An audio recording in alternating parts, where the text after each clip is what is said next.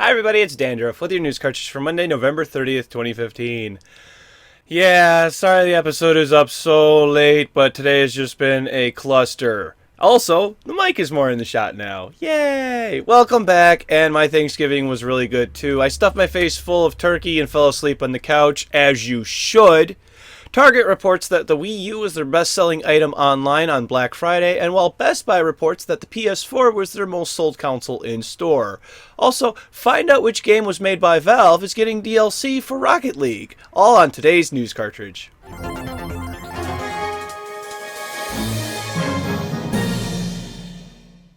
Just Cause 3 debuts tomorrow, and our top story is about its performance on Xbox One. Some users are reporting extremely long load times, up to 15 minutes or more if you've been playing the game for longer than an hour.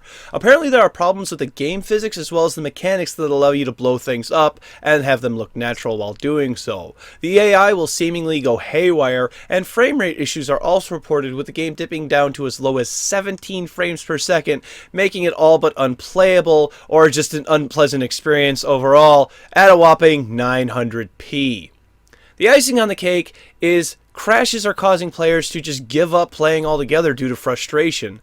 The PC and PS4 versions have not reported issues yet, but according to the article I'm referencing, they have yet to be played thoroughly. A day one patch has already been prepared for the game already, but it's very clear that the Xbox One version needs a lot more work. Are you waiting patiently for Just Cause to release tomorrow? Leave a comment below. Metal Gear Solid 5 apparently still has some tricks up its robotic arm sleeve. Konami has confirmed that a secret nuclear event will be triggered once all players on a particular gaming platform have disarmed all nuclear bombs in the game. In order to activate the event, you must have completed Mission 31. You then must not own or currently be developing any nuclear weapons. If there are any in stock, you must dismantle them. And then, this is the hard part, certain conditions related to nuclear proliferation must be met on the regional server that your corresponding gaming platform, and all nuclear weapons on your regional server corresponding to your platform must have been dismantled, also known as the number of nukes on your platform's server. As of November 25th, the current leaders are both Xbox platforms with less than 100 to go each. Coming in last are my PC brothers and sisters, but to be fair, we also had the most amount of players upon launch, so it may be a while. When all of these conditions are met, you will then automatically trigger the disarmament event after you return to your mother base or complete a main mission. It should be noted that the event can be triggered multiple times if players develop nukes after the four conditions have already been met. But in order for it to happen again, all players on your platform must again fulfill the conditions. This is a really, really cool idea, I think, and it seems really interesting. But I'm also not sure if anything has been done like this before.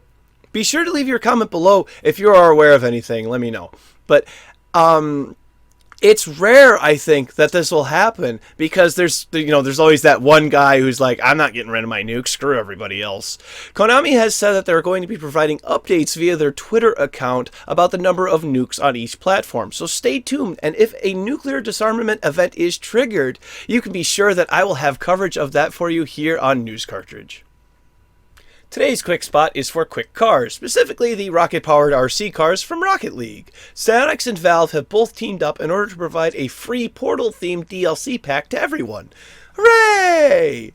Including will be 5 new antennae, 3 new rocket trails, and a new cake topper, which at the current time may or may not be a lie.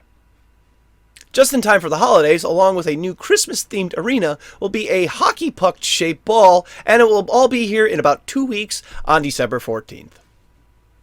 And finally for today, the PS4 has had yet another system update, but this one's a little bit different. The PS4 features an 8-core Jaguar processor that's very similar to AMD's FX 8350, both processors made by AMD. Apparently 2 of the 8 cores were reserved for system function, but Sony has freed up the 7th core, referred to as Core 6 because they start at 0, and it can now be used for system resources or by the user for games and other applications. This is much like the update that Xbox One received earlier this year to unlock a core on one of its 2 quad-core Jaguar processors. No official statements have been made by Sony in regards to this specifically as of this time, but it really makes me wonder why they're doing this. It seems like that you would just want want all that processing power from the very beginning, rather than limit it until the API and operating system both became more fine-tuned and efficient. That leads me to thinking that having the overhead in order to cover for that inefficiency would lead to a much better experience with the system overall from the beginning. But what do I know? I'm a PC gamer. If you're a PS4 gamer, leave a comment below about what you think about having more cores. That brings us to tomorrow's game releases. For PC, we have Just Cause 3, Tenchu General, Expander, Tom Clancy's Rainbow Six Siege, The Isle, Guardians of Orion, and Defect. For PlayStation 3, we have Kung Fu Panda, Showdown of Legendary Legends, and Grand Theft Auto, San Andreas. For PlayStation 4, we have Tom Clancy's Rainbow Six Siege, Just Cause 3, Kung Fu Panda, Showdown of Legendary Legends, and Trackmania Turbo. For Xbox 360, we have Kung Fu Panda, Showdown of Legendary Legends. For Xbox One, we have Tom Clancy's Rainbow Six Siege, Just Cause 3, Kung Fu Panda, Showdown of Legendary Legends, and Trackmania Turbo. For Nintendo 3DS, we have Kung Fu Panda, Showdown of Legendary Legends. Thank you very much, everybody. This has been News Cartridge. Really late today. I am Dandruff. I will see you tomorrow. And my wife tried to humiliate me by pointing out my Pokemon obsession to her family.